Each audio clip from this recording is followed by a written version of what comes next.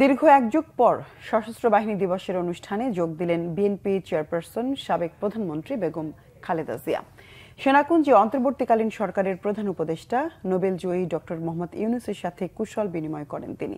BNP চেয়ারপারসনের সুস্বাস্থ্য ও দীর্ঘায়ু কামনা করেন ডক্টর মোহাম্মদ ইউনূস। সশস্ত্র বাহিনী দিবসের সংবর্ধনায় আকর্ষণের কেন্দ্রবিন্দুতে পরিণত হন বেগম খালেদা জিয়া। সরকারের আরও কয়েকজন উপদেষ্টা ও বিশিষ্টজনেরাও কুশল বিনিময় করেন তার সাথে। মহিবুল্লাহ মুহিবের রিপোর্টে বিস্তারিত। দীর্ঘদিন পর জনসম্মুখে বেগম খালেদা জিয়ার এমন হাস্যোজ্জ্বল ছবি দেখল বাংলাদেশের মানুষ।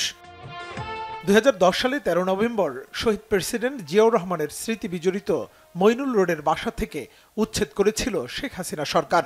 সবশেষ 2012 সালের সশস্ত্র বাহিনী দিবসে যোগ দিয়েছিলেন বেগম জিয়া।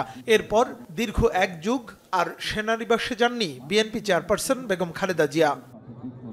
জুলাই আগস্টের গণ আন্দোলনে স্বৈরাচার শেখ হাসিনার পলায়নের পর বদলেছে প্রেক্ষাপট। স্বৈরাচার মুক্ত নতুন বাংলাদেশে এবার সশস্ত্র বাহিনী দিবসে হুইল চেয়ারে করেই সেনাকুঞ্জে পা রাখলেন তিনবারের সাবেক প্রধানমন্ত্রী বেগম খালেদা জিয়া। অসুস্থ শরীরে প্রচণ্ড মনোবল আর দেশের মানুষের ভালোবাসায় দীর্ঘদিন পরে মানুষ দেখল খালেদা জিয়ার হাস্যোজ্জ্বল মুখচ্ছবি। অল্প সময়ের বক্তব্যে বেগম খালেদা জিয়ার প্রসঙ্গ তুলতে ভুললেন না প্রধান উপদেষ্টা অধ্যাপক ডক্টর মোহাম্মদ ইউনূস। সুস্বাস্থ্য কামনা করলেন সাবেক এই প্রধানমন্ত্রীর।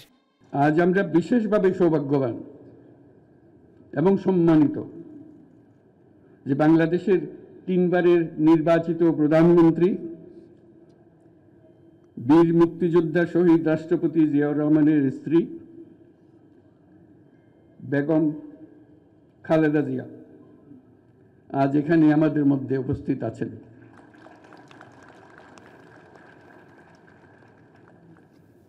এক যুগ ধরে তিনি এই মহাসম্মেলনীতে অংশগ্রহণ করার সুযোগ পান নাই, আজকে সুযোগ পেয়েছেন। আমরা সবাই আনন্দিত এবং গর্বিত যে আমরা এই সুযোগ দিতে পেরেছি আপনাকে।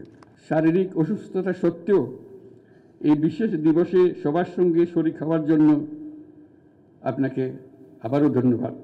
আমরা তার আশু রোগমুক্তি কামনা করছি এবং এই অনুষ্ঠানে বিশেষভাবে স্বাগত জানাচ্ছি। এর আগে বিকেল 3:30টায় গুলশানের বাসভবন ফিরোজাত থেকে সেনাকুঞ্জের উদ্দেশ্যে রওনা করেন বিএনপি চেয়ারপারসন।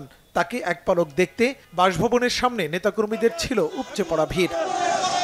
গ্রেফতারের আগে 2018 সালে সিলেট সফর করেছিলেন বিএনপি চেয়ারপারসন বেগম খালেদা জিয়া।